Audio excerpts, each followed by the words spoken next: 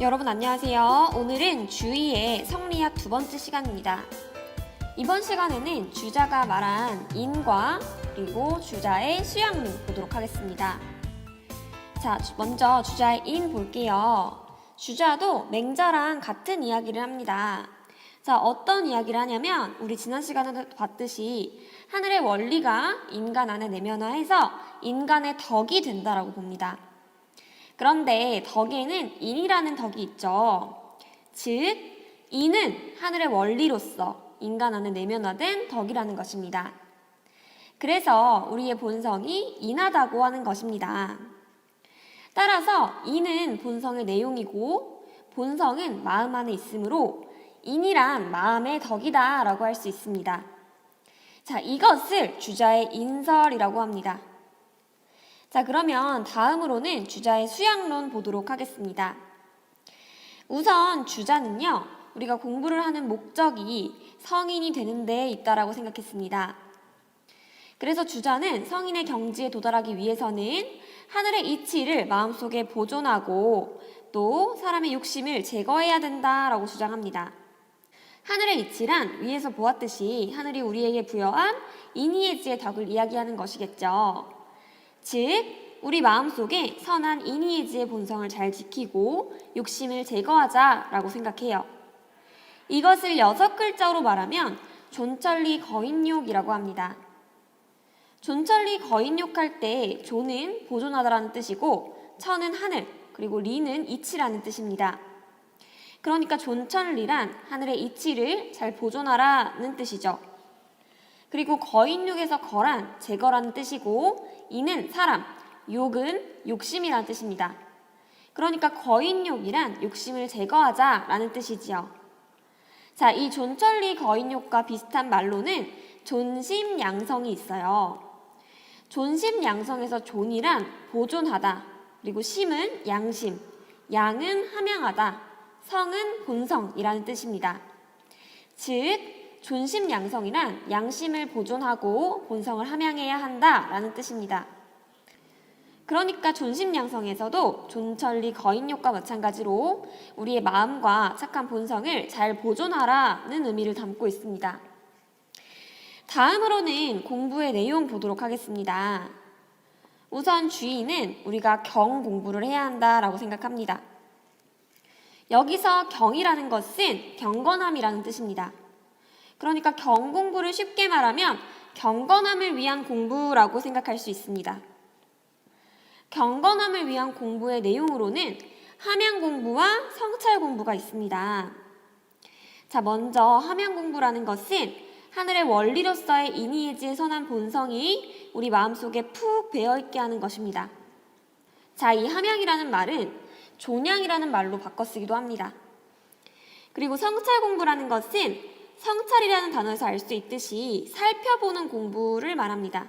뭘 살펴보냐면 우리가 외부 사물과 마주했을 때 우리 마음의 지각작용이 하늘의 원리에 부합하는지 살펴보는 것입니다. 서양에서는 인지, 지각을 할 때 머리로 한다고 했죠. 하지만 동양에서는 머리가 아닌 마음으로 인지하고 지각한다고 했죠. 즉, 우리가 외부 사물을 마주했을 때 하늘의 원리, 즉 도덕에 부합하게 인지하고 지각했는지 살펴보는 것이 성찰 공부입니다. 자, 지금까지는 경 공부의 내용을 보았어요. 자, 이제부터는 경 공부의 방법을 보도록 하겠습니다. 자, 경건함을 위한 첫 번째 공부 방법은 주일무적입니다. 주일무적이란 잡념이나 감정으로 마음이 혼란하지 않도록 하는 공부법입니다. 잡념으로 마음이 혼란하지 않다면 우리 마음이 경건해질 수 있겠죠. 두 번째 공부법은 정제엄숙입니다. 정제엄숙이란 몸가짐과 태도를 단정하고 엄숙하게 하는 공부법입니다. 이렇게 한다면 우리의 마음은 당연히 경건해질 것입니다. 세 번째 공부법은 상성성입니다. 상성성이란 마음을 맑은 상태로 유지하는 공부법입니다. 마음이 맑으면 경건함에 머물러 있을 수 있겠죠. 마지막으로 외라는 공부법입니다. 외라는 것은 두려워할 외자로서 우리가 천명을 두려워하는 공부법입니다. 자, 우리가 천명을 두려워한다면 우리는 절로 경건해질 수 있다고 보았습니다. 그러니까 주일무적, 정제엄숙, 상성성, 외 이 네 가지가 경공부의 방법이라는 거 꼭 외워두도록 합시다. 자, 그리고 성인이 되기 위해서는 이렇게 마음을 경건하게 만들고 나서 우리가 뭘 해야 된다라고 하냐면 지식 공부를 해야 된다라고 생각합니다. 자, 그런데 지식 공부를 궁리라는 말로 표현하기도 하고 경물치지라는 말로 표현하기도 합니다. 자, 그럼 먼저 궁리란 뭐냐면 궁리할 때 궁은 탐구하다라는 뜻이고 리는 이치라는 뜻입니다. 즉, 궁리란 이치의 탐구라는 뜻입니다. 자, 그런데 주자는 이치의 탐구를 어떻게 하자고 할까요? 자, 여러분 생각해 보세요. 모든 만물들 안에 있는 눈에 보이지도 않는 원리를 어떻게 탐구하면 좋을까요? 주자는 우리가 우선은 모든 만물들에 나아가서 그 각 계멸 사물들의 이치를 철저히 궁구해야 한다라고 주장했습니다. 이렇게 각 개별 사물들의 이치를 하나하나 탐구하다 보면 모든 사물의 원리에 대한 알을 지극히 할 수 있다라고 보았습니다. 이것을 두 글자로 경물이라고 합니다.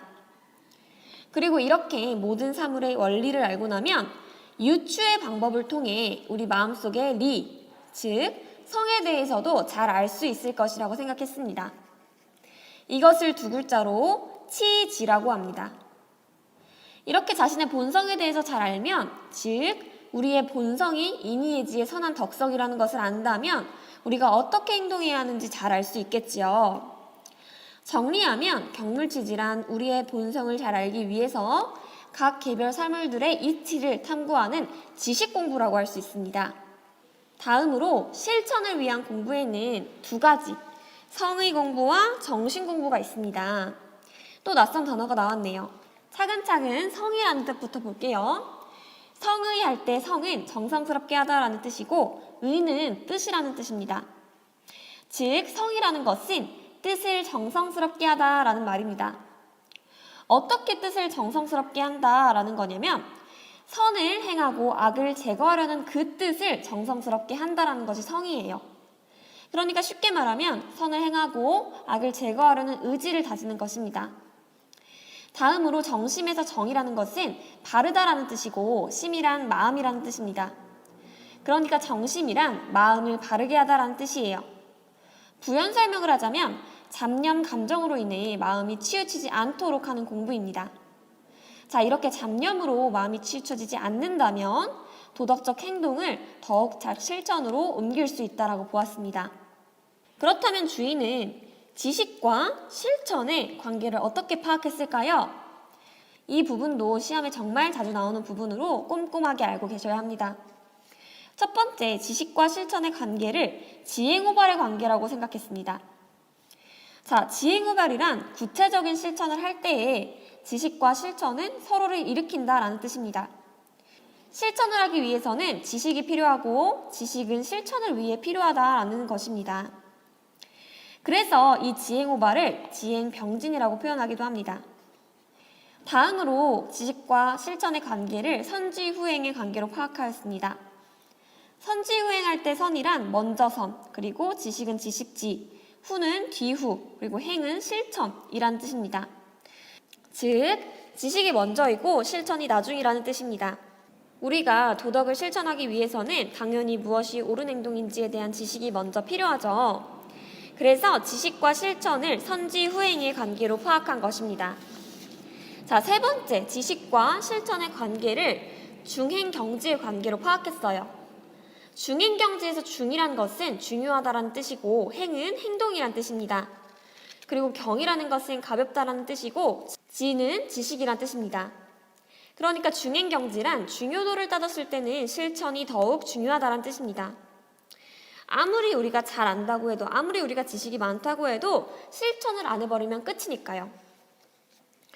자, 우리 이렇게 지금까지 지식과 실천의 관계를 지행호발, 선지후행, 중행경지 이렇게 세 가지로 나눠서 배워보았습니다. 자, 이 세 가지 꼭 외우시고요. 우리 드디어 윤리에서 학생들이 가장 어려워하는 부분인 주자, 성리학 부분이 끝났습니다. 자, 여러분 꼭 주자는 2번, 3번 영상을 돌려보세요. 꼭이요. 자, 이 고비만 잘 넘기면 이제 윤사가 아주 쉽게 느껴질 것입니다. 여러분들 오늘도 수고 많으셨습니다.